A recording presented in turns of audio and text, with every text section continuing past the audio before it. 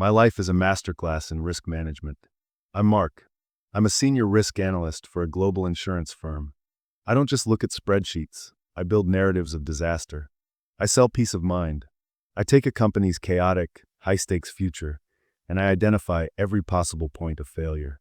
I build a logical, fortified, and extremely profitable wall against the unknown. My own life is the same. My house is a clean, beige, 1990s suburban colonial. It is a logical, safe, and emotionally neutral box. My daughter, Sophie, is my primary variable. She's 16.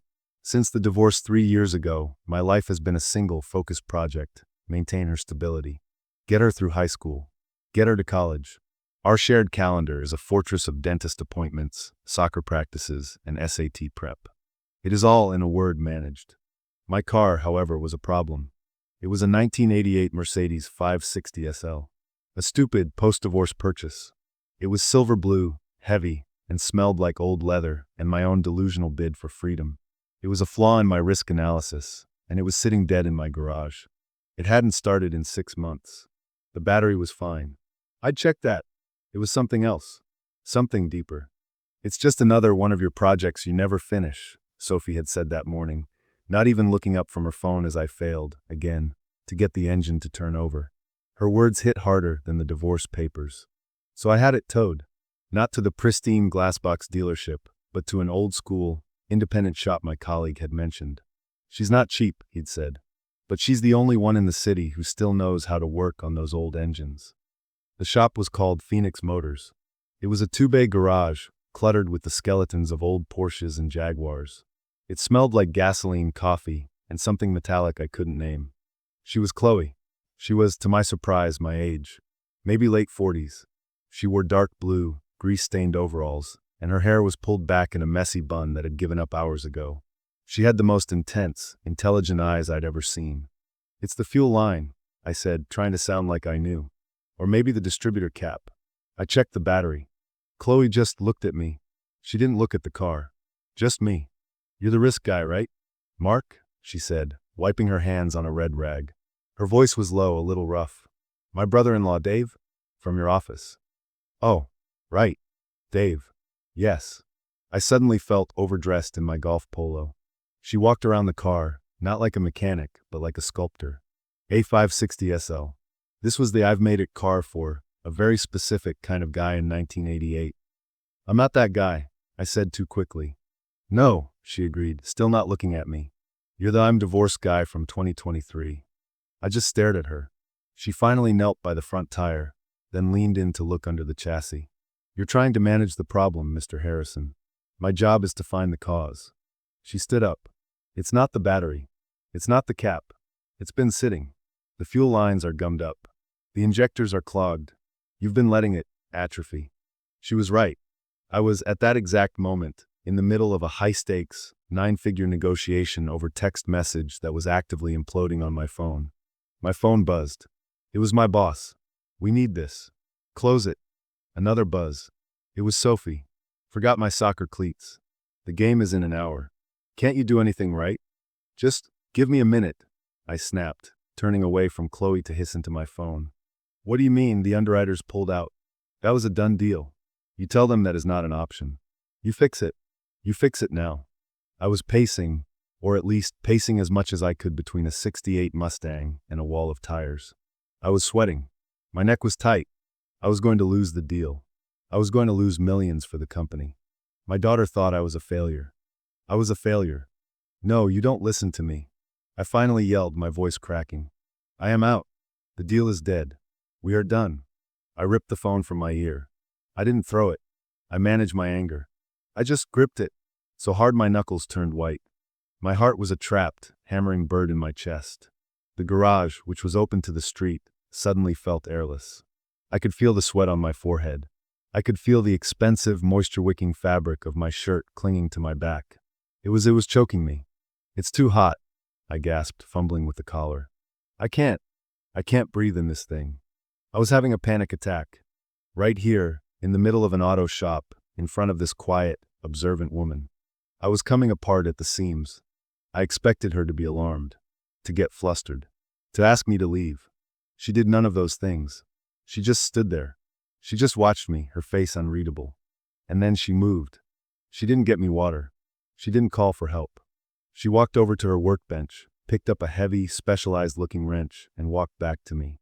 She stood in front of me, in the middle of my storm, my chaos, my complete and total meltdown. And she hit the car. Not my car. The '68 Mustang next to me. She gave the front fender a solid, resounding thwack with the palm of her hand. The sound echoed through the garage. I froze. I was still breathing like a bellows, but I froze. "Well, what are you doing?" "You're caving in," she said, her voice a low, grounding, impossibly calm rumble. "You're pulling all the tension into your shoulders. The car isn't the problem. You are." She put one hand on the hood of my Mercedes. A simple, solid, grounding pressure. "It's just a car, Mark." She'd never called me Mark. "Breathe," she said, "and stand up. Let the engine do the work." I was still shaking, but I did it. I inhaled. It was a ragged, messy breath, full of gasoline and coffee. "Good," she said. Again. I took another breath. I straightened my spine, and the feeling of choking it eased. Just a fraction. "See," she whispered, her head bent. She was looking at my engine. "This machine, it was built to run. It's a V8. It's German engineered. It's solid. It's just waiting. You've been letting it sit, thinking that's safer. You're managing the risk, but you're killing the car." She looked up at me. "You can't manage risk by never leaving the garage." "I can't," I whispered. The words just fell out. She stopped moving. "Can't what?" "I can't do it. The game. The deal. My daughter. Any of it. It's a lie. It's not the right blueprint. I'm just sitting in the garage. And I'm rusting."